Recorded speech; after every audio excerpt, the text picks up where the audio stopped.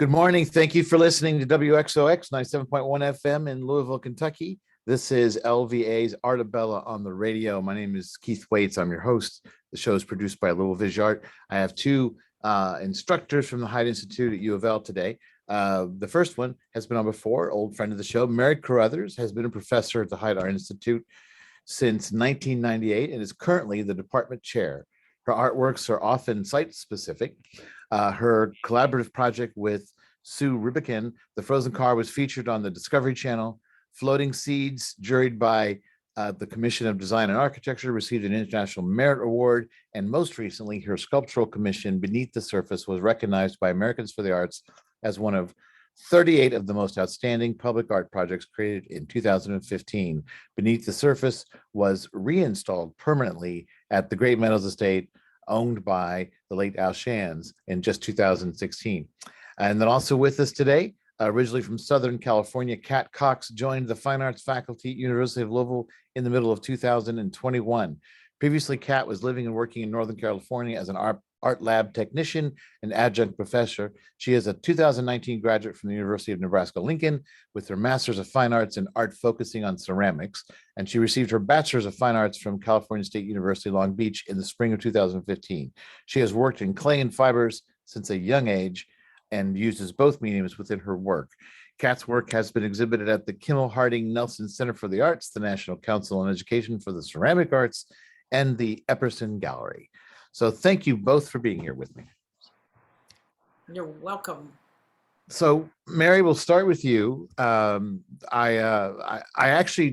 tried to get you to come do this interview about 4 or 5 months ago, but you had just been given the position of being the department chair. And you said, well, let me spend some time in the thing. Let me get used to that chair and do something, and then we'll come back. So now we're here. So what have you done? What have I done? Well, I'm sitting in the chair. I am in the chair of the chair's office at Hite. Is it the very chair that the previous chairs have been sitting in? Yes. Yeah. Is it a special chair? Yeah. It's got some history, yes, but it's not. See, I always feel like it should be a little bit like not quite like a throne, but something with like a wooden chair, something with history and tradition in it, where like they all carved their names into it on the back or something. Yeah, nothing like that, but I might have to start that. I have been thinking about having a little bit more of a superhero chair back here. It needs some wings and a little bit of more bling than this one currently has. Well, and you were saying before we started recording, as people on the video file can see, you haven't really decorated your office either because you've been so busy. Correct. Yes, yeah. I'm hoping to do a little bit of that over this holiday stretch here. But yeah, my focus has been on the activity and moving this department forward since July 1st, and my own transitioning into an administrative role. So there's been a lot happening, and there's a lot of transition that's going on simultaneously. So I've been busy, and I'm looking forward to a very short break, and then I'm going to go back at it again. Yeah, I think everybody always assume academics have this luxurious holiday break, and maybe some of them do, but I guess department chairs don't. I don't think any of us do. Kat Cox doesn't think so. Okay. Yeah. So everybody has to go right at the door. Everyone has to go and change their lesson plans and syllabi and get ready for that next semester because it'll be here all too quickly. That's true. Well, because what is it? The first or second week of January that it starts? We start back up January 10th. So that's And I'll be back in January 3rd. Yeah. So that's 3 weeks. Once you throw in all the stress of holidays with families in there, that eats up all your time. But it is far more time than many professionals, have to spend with, on their own or with their families and friends. So we have time to prepare, clean up, turn around, and also, take a breather, sleep a little bit, and get ready for the next round. Yeah. Well, so Mary, let me ask you this. What did you see as the most important priority about coming in to be the chair at this time? Well, there's a number of priorities, but certainly, I see our department at a time in transition on a lot of different levels. We are a smaller faculty that is realigning our interests to work in a more interdisciplinary fashion. At the same time, we are connected to the transitional time of the hybrid technologies as we're experiencing even in this interview, that technology is also one of the things that I'm trying to increase, both for the fluidity of our departments and communications, along with the outcomes that our students are now addressing and are a little more engaged with. So we have a new media professor, for example, that's teaching a class at Speed School of Engineering. Some of my personal research has been connected to the Nano and Micro Technology Center. And all of our faculty are working in pretty interesting ways with technology. Community outreach and how we address that and connect with the city at large, various groups of people in neighborhoods, being a better neighbor, involving our students and faculty from the graduate level and the undergraduate level is also, part of what I'm looking to design.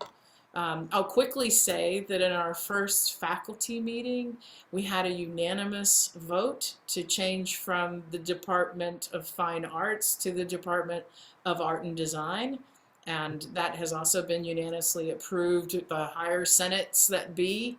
And it's something that everyone can understand. I think, it's not that we're moving into some, unheard of world of expression and creation, but that we are changing, and at the same time, we are growing our design area at the same time, maintaining the autonomy of our program areas that we plan to keep in place. Well, that's interesting because it immediately makes me think about how, the phrase fine art is only used in the name of departments now. It does seem sort of like almost an aloof phrase that somehow you're going to go study something that has little or no practical application in the real world. It's, as soon as you think about it that way, it seems absolutely right to maybe push it aside as a phrase. And just to mention that fine arts it has hierarchical implications that come out of more siloed way of thinking about art. For example, at a time there was a hierarchy that portrait painting was more valuable than still life, and that comes out of the fine art tradition. And although people might not know that history, it still is, somewhere within that fine art, So we want to move away from that kind of implication and move more toward intersections, collaboration, and possibility within what we have to offer, and hopefully connecting to the next generation of learners and teachers. So. Well, Kat Cox, you've been very patient. I want to get you into the conversation here. So Mary has been here for a long time, but this is her first time as chair. So that's her new role right now. But you're new to the University of Louisville and to Louisville in Kentucky. Talk to me a little bit about what your experience has been through this first semester. First off, about your experience in the classroom and with school, but I also want to hear what you think about the city and what you've discovered about the community you come to. Well, first experience in as far as like being back in the classroom was it took a little bit of getting used to, because the last time I was face-to-face teaching in person was the semester that everything shut down. Mm. So, it's been an adjustment to getting back face to face with students. And then I know earlier we were talking about, not remembering names very well. And so meeting all of my students, it probably took me 3 weeks to figure out, okay, this top half of this face belongs to which student. And then, of course, since I'm teaching both the ceramics area and the fiber classes, finding that balance between teaching both of those mediums that I've had such a long history in learning myself has been really interesting, and kind of finding how students learn within like the fibers classes, because I hadn't previously taught one of the intro classes for fibers, because within my education it was mostly focused on ceramics. So I've been adjusting, and I really enjoyed my entire intro fibers class this last semester. My students really were very engaged, and I think we're really happy to be back on campus fully so that they could experience demos and work in the studio and make their projects within the school instead of, kind of being stuck at home. And then as far as what I found about the city and the community, this is the furthest east I've lived. The furthest previously was while I was in graduate school in Lincoln, Nebraska. And that's not full. This is the furthest east I've lived in a while. I was technically born in Michigan, but I consider myself from Southern California. So it's been a while. And one of the things that I really absolutely love about, living more east or north is fall leaves and actually getting some seasons. I always appreciate that a lot. And there's so much outdoor space that's around here, and lots of trees, and not a entire fire season, which can get a little stressful when you're in California. We had some stressful fires while I was out there the last couple of years. Sure.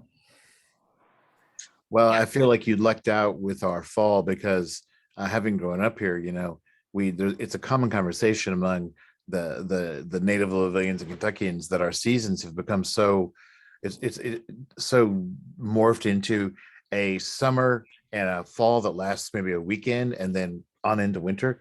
And but I feel like this year we had a fall that had a little more time and a little more space, and the leaves turned nicely. So you were probably spoiled by that. Next year we'll probably go back to having a 3-day long fall. Yeah. So are you doing any remote thing, any kind of virtual thing now, or is it all back in the classroom? I am fully back in person. I think the main thing is that I will make accommodations if a student needs, like if they're quarantining or any kind of like extenuating circumstances. I know how to kind of navigate that and get them the information virtually. I try and make sure like as much content as possible is available online to them, so that they have those resources, so that they don't necessarily have to come into campus for all of their outside of class work, because each class, they do have a number of hours each week that they're going to be working on their projects outside of class, which my fiber students are able to do at home, whereas my ceramics students, it's pretty important that they come into the studio because all of the equipment is there for them. Exactly. I was just thinking that very thing, because I've talked to art instructors who, if you're doing drawing or painting, not that it's ideal, everybody should be in the studio together, but you could view things electronically and have discussions about them, and maybe even have some talk about technique. But ceramics strikes me as maybe the most difficult medium to do that. I think it was, and I think between me getting used to the ceramics studio here and then my students having been a mix of students who were hybrid or had taken their intro class during the first shutdown, we had a lot of catching up to do. So that was, it's apparent that ceramics is tough to be fully remote. You can do it, but there's intricacies that are missed through not being in person. Right. Well, it seems so very hands-on in a way that more than any other medium, it seems to me.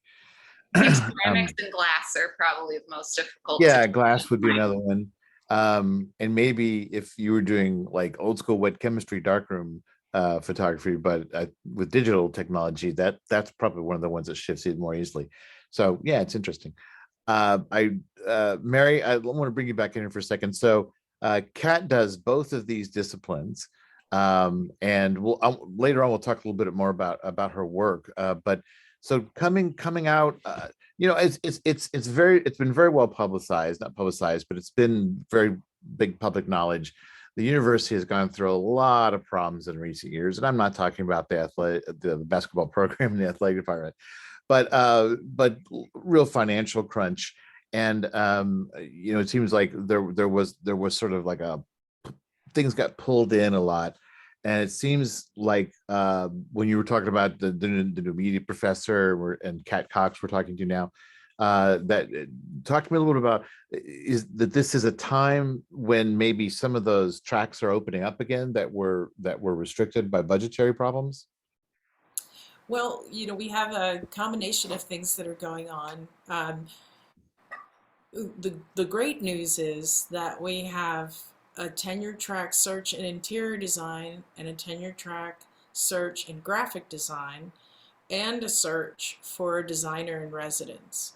Our design area altogether is really, shifting its platform. At the same time, the students are still coming. It is a highly enrolled area, and there's an incredible amount of potential there.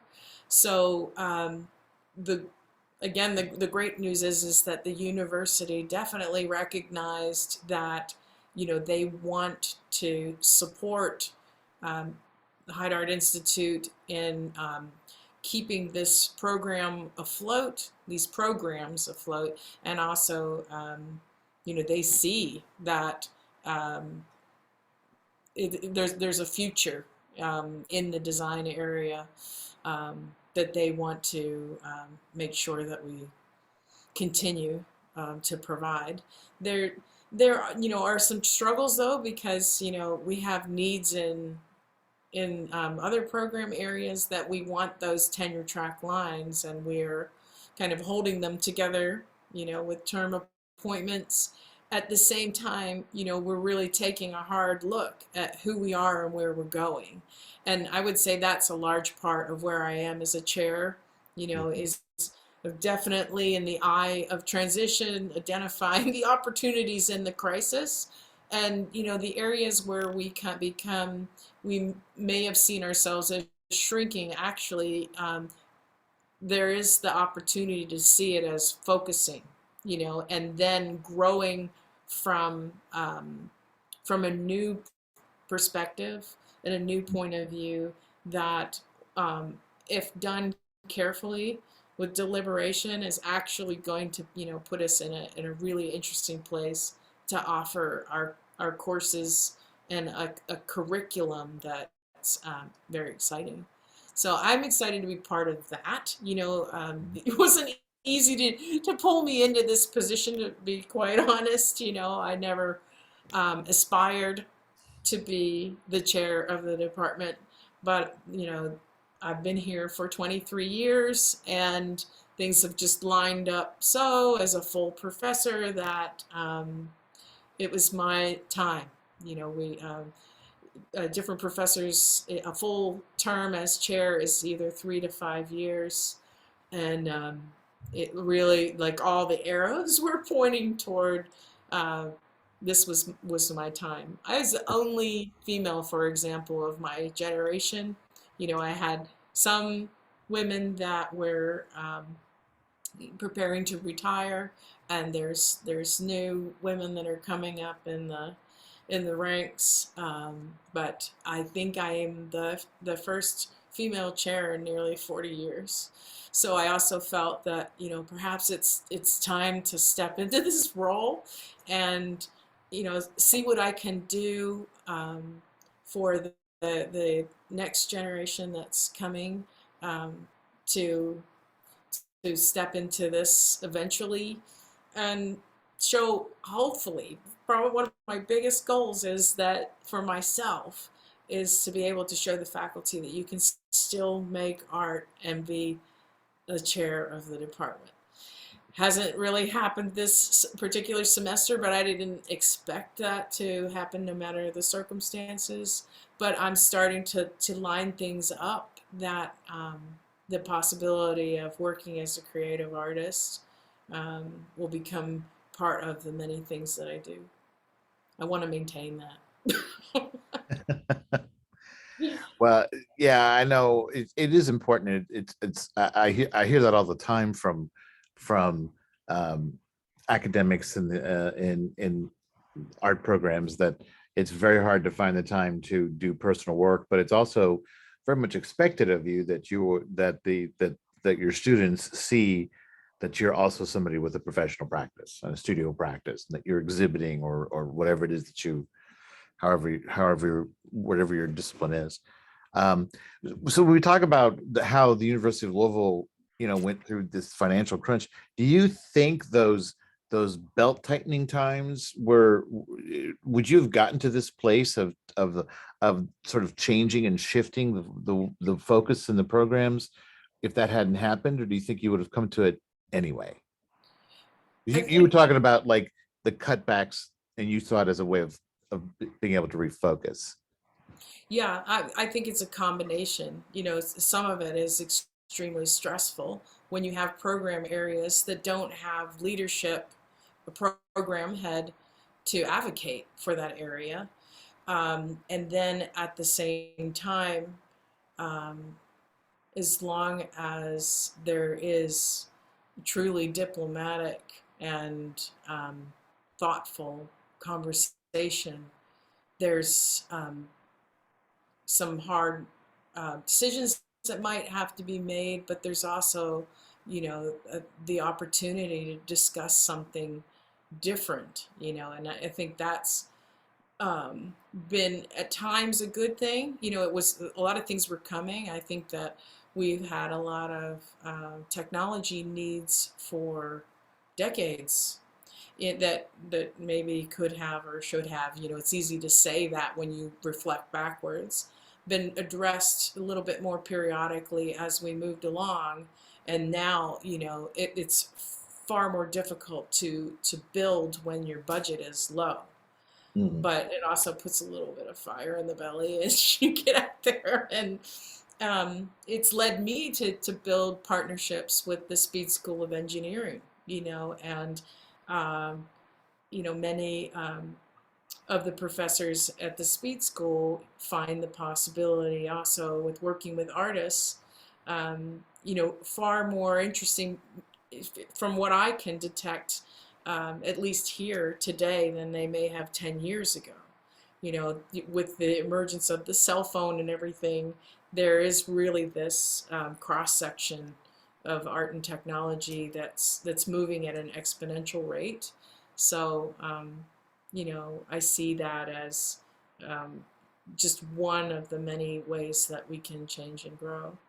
And also, to find somebody unusual like Kat, we were not given a line for both textiles and ceramics, but told to choose one.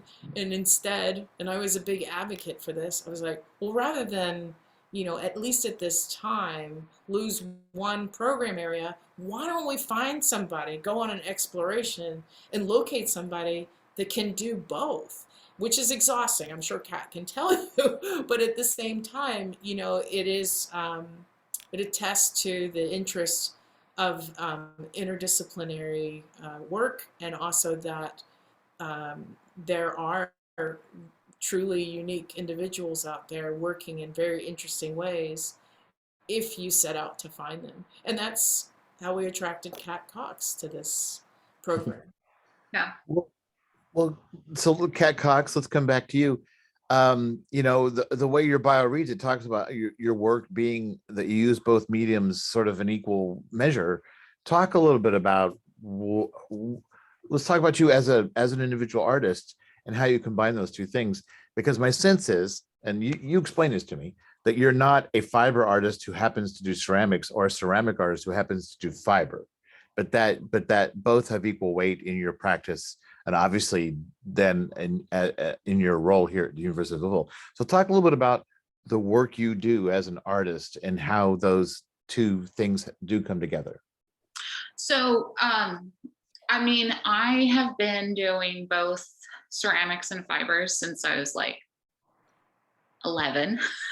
So like, kid basically. And, there's not a lot of fiber programs within the US right now. Like a lot of them, the schools sold off their looms and sold off their equipment and shut the fiber program down.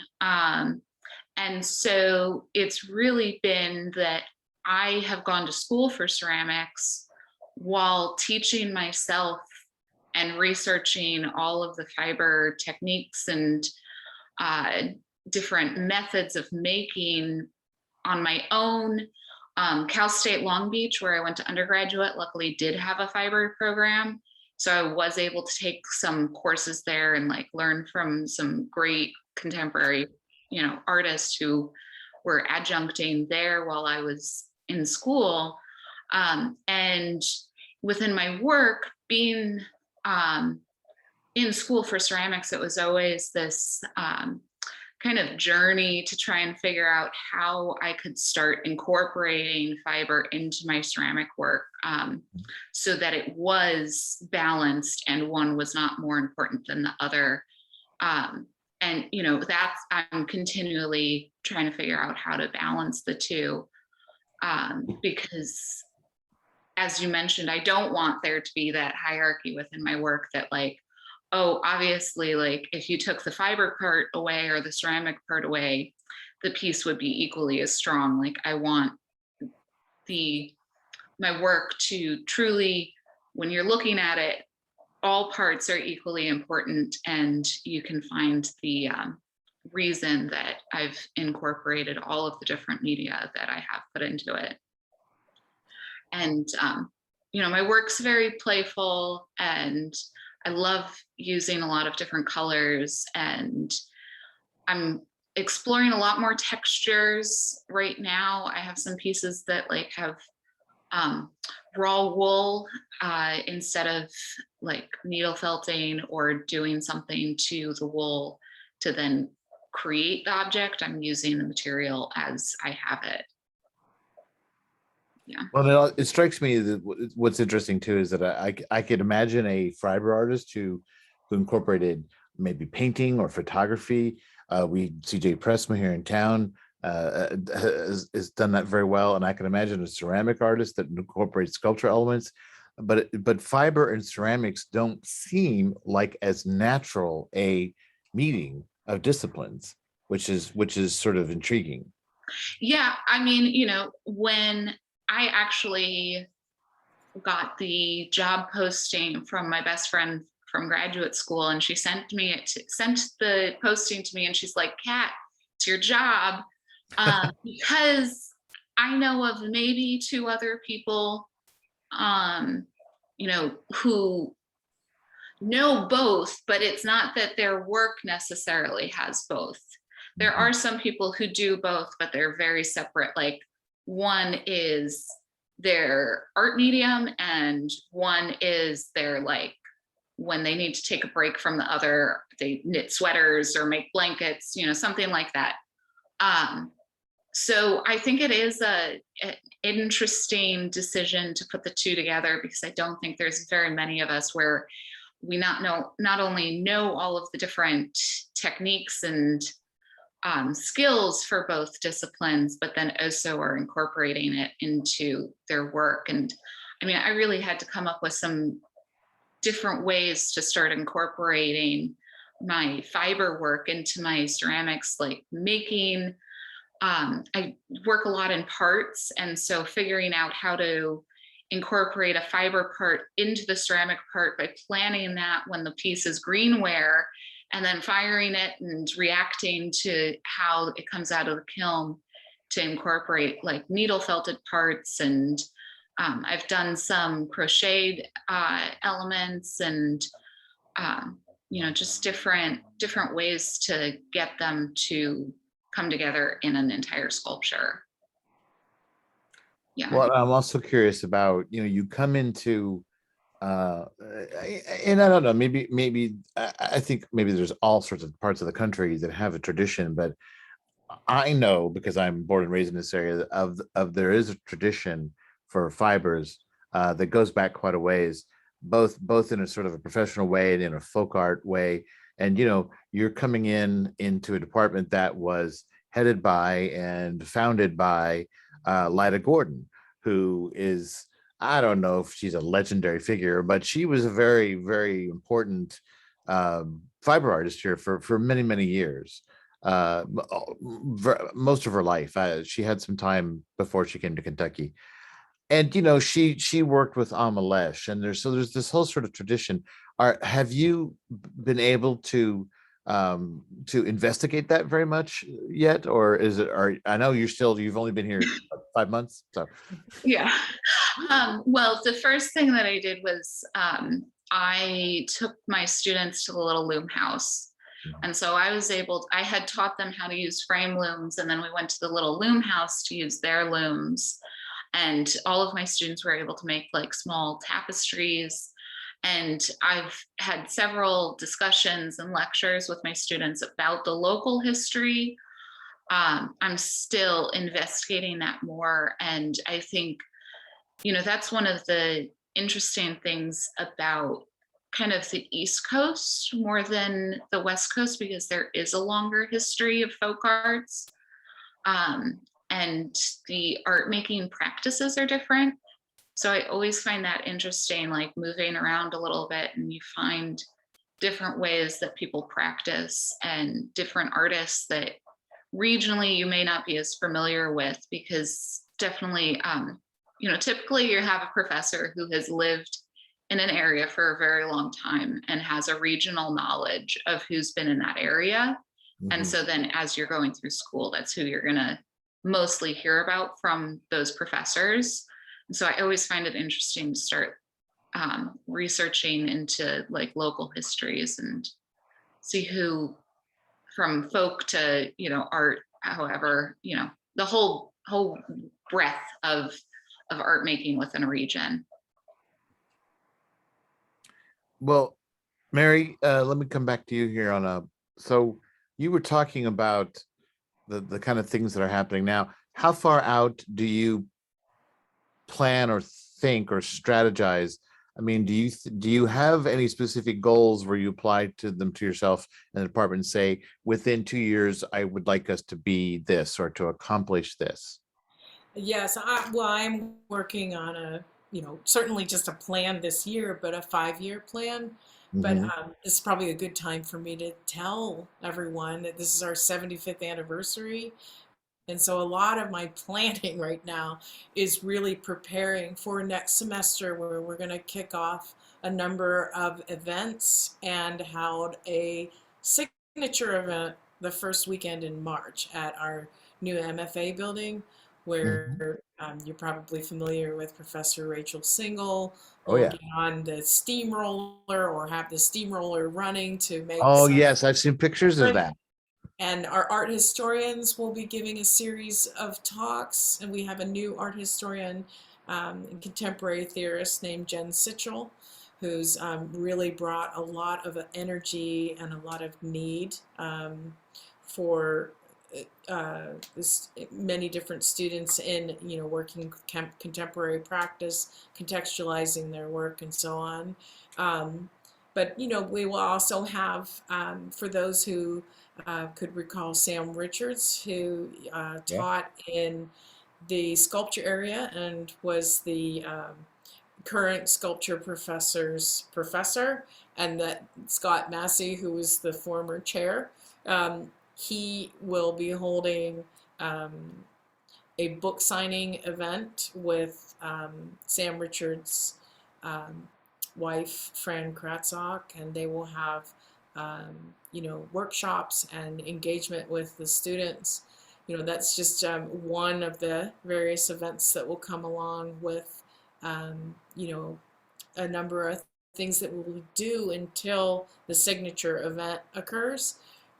Even the recent Dave Powers will be remembered with a memorial tree planting ceremony, and we will, do as many things as we can, to highlight all our different program areas and connect with our alum and connect with our retired faculty, emeriti, and the city at large. To bring people together in as many ways as we can during this unusual time.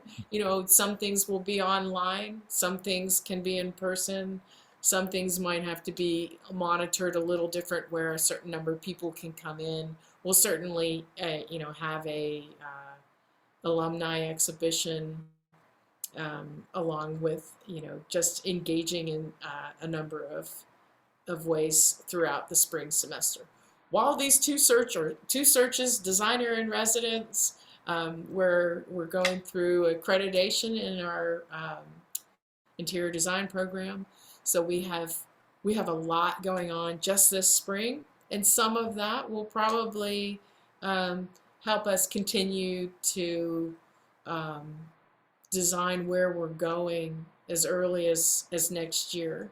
I'm bringing back there was a little pause in our art education program, and I'm working on having that on the schedule starting next fall.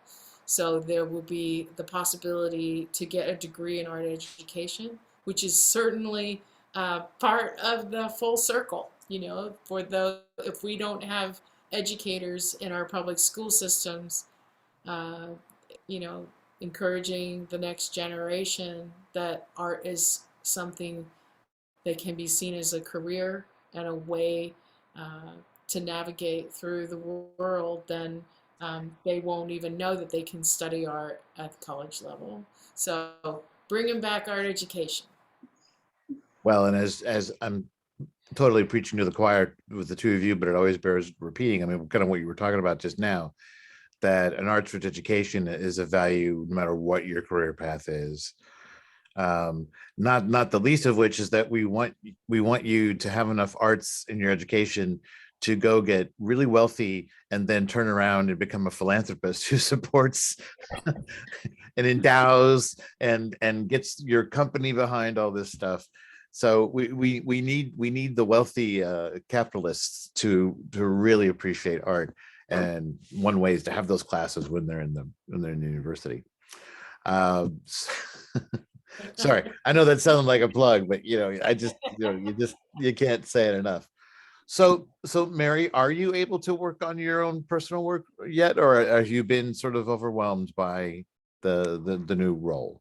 I have been deeply immersed in this new role since July 1st, but I did, I have had, a few moments of exploration, that I've been looking at, tiny dead things under atomic microscopes and making pictures of them, and I'm in these really interesting conversations with, biologists, scientists, engineers. I've recently been invited, I'm planning, so I know I'm going to be making, and I think sometimes that's good when there's expectations that are held on you to create a work for an exhibition in Korea in the fall of 2022. So I'll be working on a work of art for that exhibition, and just some beginnings of some ideas going. Just yesterday I was starting to look at the artist residencies that are available in the summer, because I will have a month, and I plan, even if it's, it's really busy, to allow myself, to cut the umbilical cord and allow myself that month to regroup and regenerate and make art. So, um, the creative times are coming, but I also sometimes I see the way that I bring people together. It's probably uh, evolved through my work in community engaged practices as an art form. So I've created an outreach studio at the MFA building, Mm. and that is an extension of some of my experiences, but I also see that as part of my practice. So within that outreach studio at this time, there will be a mobile library for the Bridwell Library. There will be the Korea Fiber Art Forum, which Louisville now and the University of Louisville will be the international headquarters for the Korea Fiber Art Forum, and also the International Honor Quilt. Judy Chicago's International Honor Quilt will have a place there. I'm in conversations with the Anne Braden Institute, along with the theater department that is partnering with Squalus Puppeteers to make puppets. And so it is, although it's not an enormous space, it's a place where those that are coming from outside of the department know that they have a place to sit down, engage in conversations, maybe make some things, but it's through that touchstone that they're connecting to the city, to public schools, to any number of organizations, including LVA. I've invited your director, Kristen Anderson, to be part of our non-teaching faculty that connects with our students, and bringing in professionals that have a place to be through that outreach studio at the MFA building. So, it may be seen as a stretch, but I see it connected to my personal art practice, and something that I always wanted to see happen through an art department, to basically have a space for art and social change.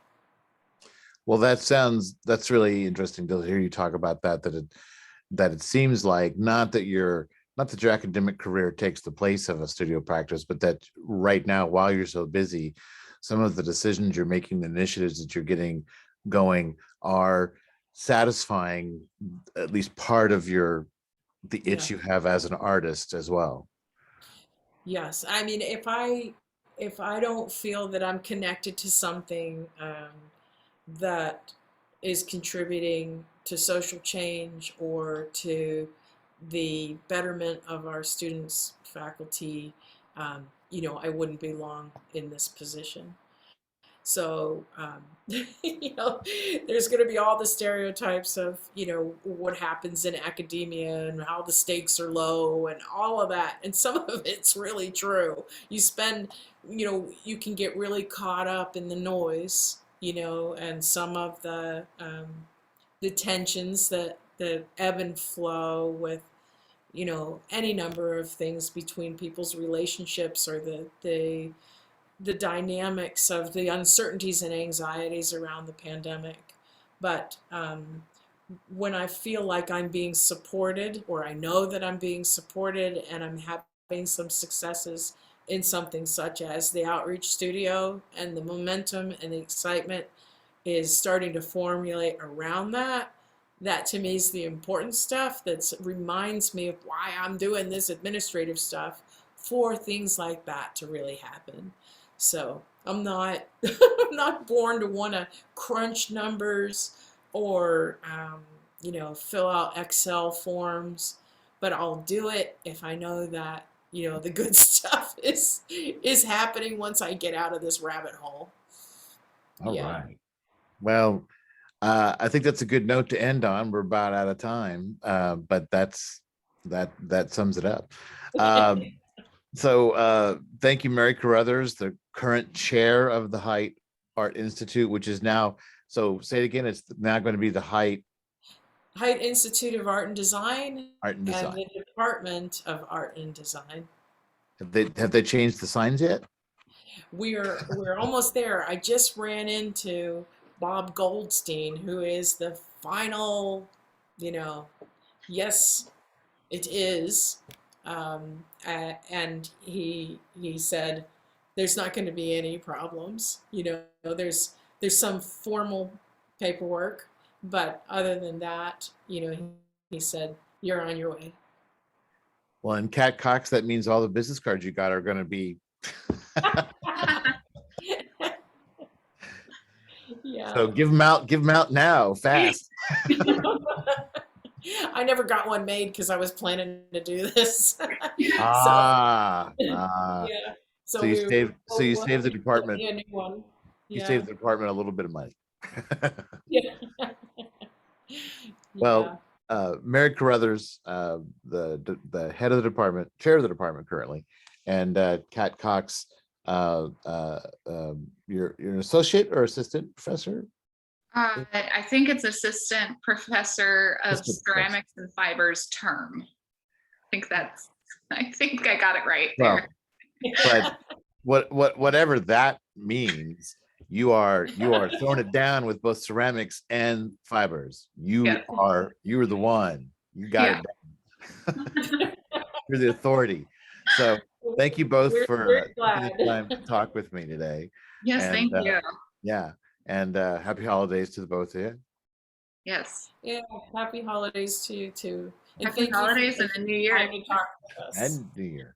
Yeah, all the stuff. Watch for all our 75th anniversary events. Well, I have a feeling we'll probably have you back here talking about some of that stuff when it's nigh upon us.